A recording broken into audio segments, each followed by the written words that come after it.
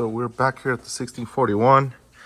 I'm going to show you a couple of, so we had come up with, if we run a 120 camshaft with a, so we run a 120 camshaft and we run a 1.25, you end up with 496 lift, some close to half an inch, right? Which is what we wanted. So we got these from CB. We bought the rockers only because I had a set of shafts already here, right? So the next step is, before you even try to do this, you gotta make sure that this is going to clear, that this right here, which is your retainer, your spring retainer, it's not going to touch your bronze guide. So I already took some measurements, and I am at 600 thousandths. I'm about like 595 to 605, somewhere around there, plus and minus, because they're all a bit different, but that's what I got. So 100 thousandths is plenty of space. So it's safe, and now we can move on, right? So the next step is to make sure that your shafts are flat and flush. So I'm already skipping a step because I already placed this rocker, but so you make sure that they are bottoming out all the way, right? And then the next step is you're gonna start by one at a time, right? And you gotta make sure that this lines up right here. It's gonna have a ball. You put the ball on the flat side, and I shimmed it so you have, I put a little shim on each side so the rocker plate is minimum. Still moves, but because you want it to be free when it gets really up in temperature, but you still need to, if you're too loose, you're gonna lose oil out of there, and it's also going to be noisy. A lot of engines that drive by, you're like, damn, that thing needs a valve adjustment, but then you go do a valve adjustment and it's not, it's just side lash, horrible side lash. So the next step is to make sure, this is part of valve geometry already, but you start looking into your adjuster. Is your adjuster going to hit on the bottom side? Like, is this lip right here, this lip right here on the inside going to touch the valve at all, right? So you gotta be really careful, and then you're gonna find out where you're gonna have to be sitting. You see that? Now it's touching, so now it's not touching. So that means that you're gonna have to shim out this rocker boss a little bit, and that's what these shims are for, right? You shim it out to make sure that you're gonna clear for this, and it also puts the rocker at a bit nicer angle because it's not the stock ratio anymore. So let's start with that. Put the blocks up, and then also another big, people mess this up a lot, where the shaft has a, see, these are used shafts, but they're still in good condition. But anyway, so they have a step inside the shaft. That step is for this right here.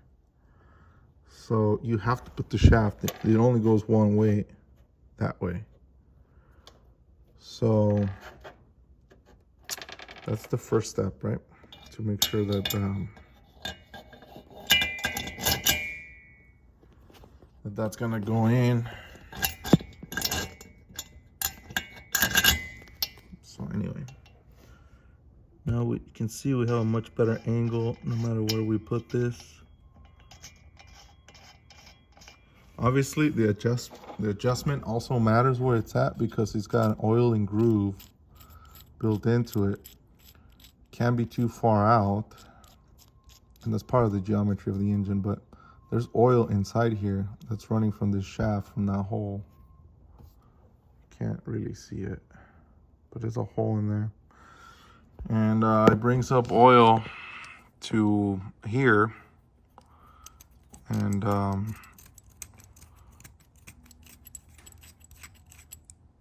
that oil comes from this hole right here, from your push rods.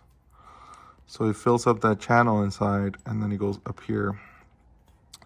So what you want to have here is make sure that that is lined up to this, which is where the hole is going through, which is welded shut when they build them.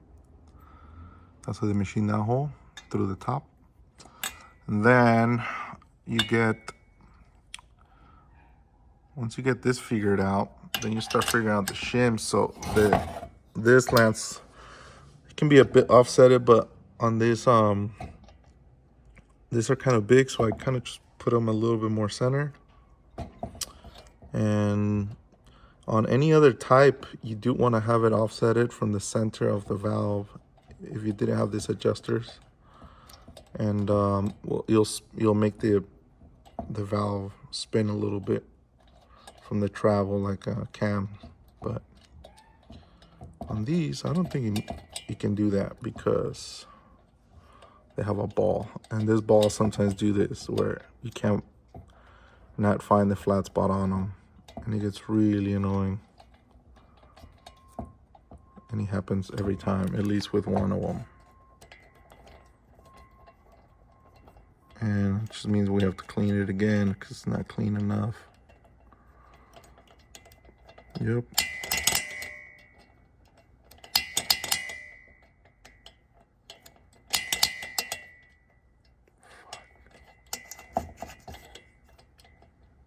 Nope.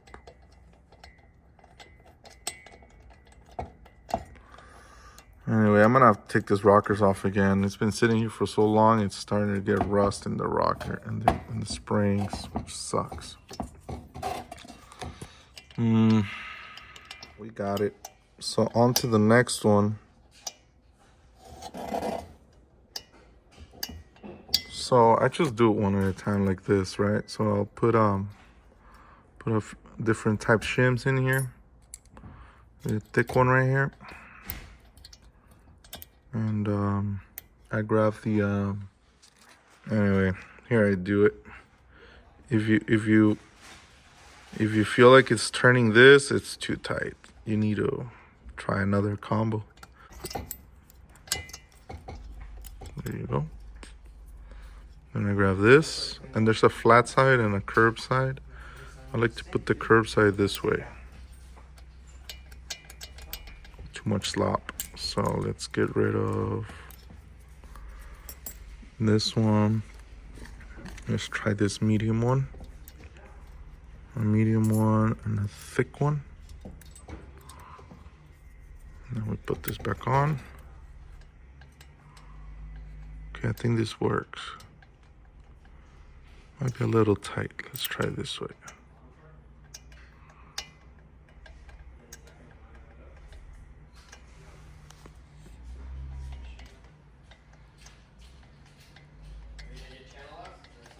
Too loose, we need to find another one. Let's put sometimes you end up having to use a lot of thin shims to make it work.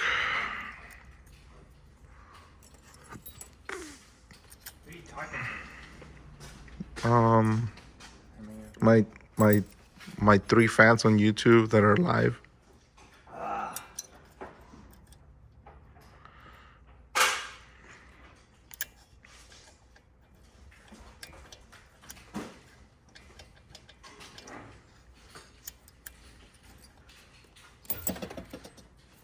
Anyway, when you're all said and done, it has to look like this. You see this?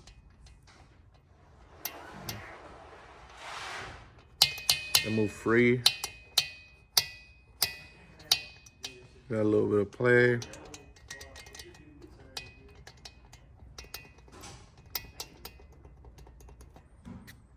Anyway, that's what you're looking for. I use a high color split washer only on this. I use that washer. And then right here I use 15 outers. just to make it more robust.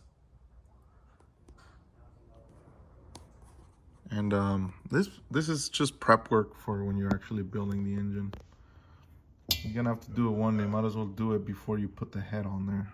If you start prepping it here, it's a lot easier than doing it when you have to be flipping the engine over. It's just prep work. It makes it easier. I do it like this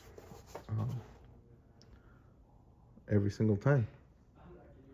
Just set it up here, do it, go through all this shit, and then by the time I put it on the motor, half the work's already done, and I don't have to worry about it. All right, and as far as the continuation for the for this video on the 1641, we're doing some just trying to match this ports to the gasket, trying to make a little bit of head work. See, this one I already did it.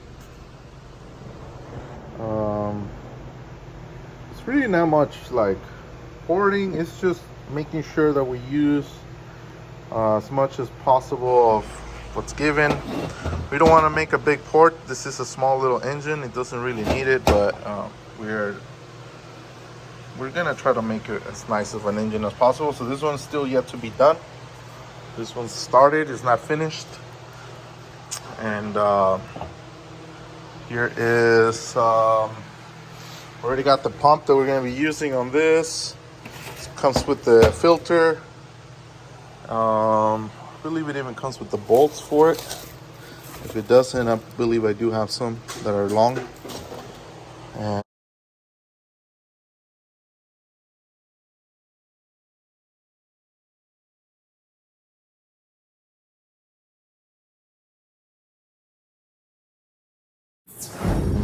let's go back to the car.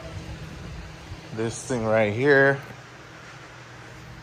we are taking it apart. Owen went to town in the car and took the seats out of it, ripped all of the old carpet out of it. You know, we throwing some of this stuff away, junk. And it was just so we can get to the floor, which we ripped out of completely. It's all been cut. This will be tomorrow's project, that side. Trying to strip all that back down to bare metal if possible, or get most of the paint off of it, and then see how structurally sound the car really is. Just the floors are weak. The floors are terrible. So we're going to replace the floors, replace most likely the seat rails as well. So one side is out. We'll finish cleaning off that corner right there, ripping off this stuff, taking the pedals off, and we will also be making a video on the install of the new floor pans, which are sitting out here in the floor right here. There you go. Got both sides right there laid out for you. These are a bit more affordable, but since we know how to work on metal, we don't really need them to be absolutely perfect, because we can make them better during the install. Nick is a master fabricator in the making, and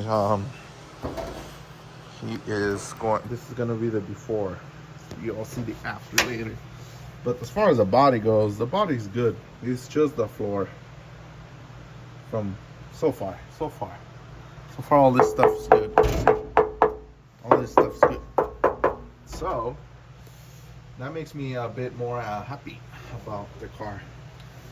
This door's not even bolted on. It's just laying here. So we got that done. There's a beam that we're gonna start on pretty soon.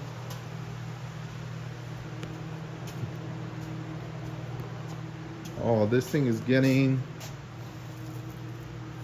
some boost, right, Nick? Gonna put a turbo in this Malibu?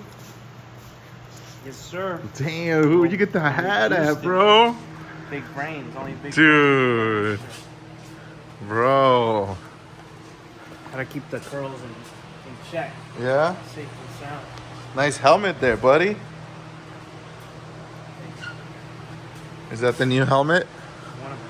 Is that the weak sleep? That's the Where's the other one at? Where's the other one at?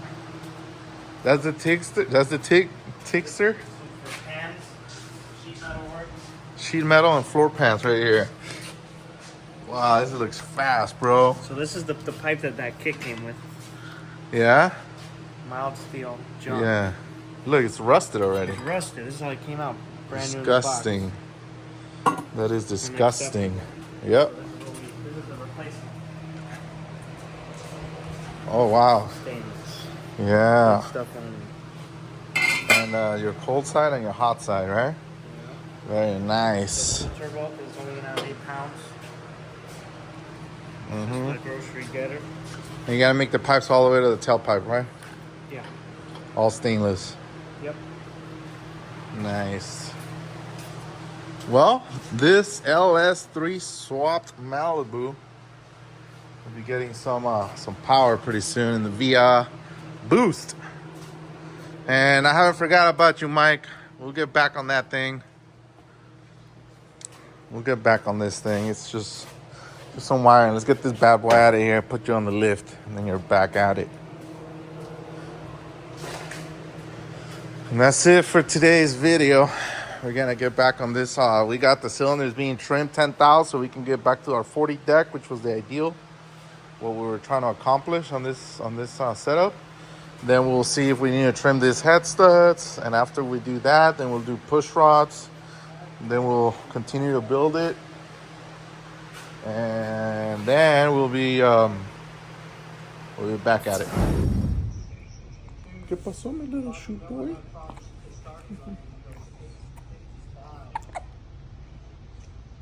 Hiccups.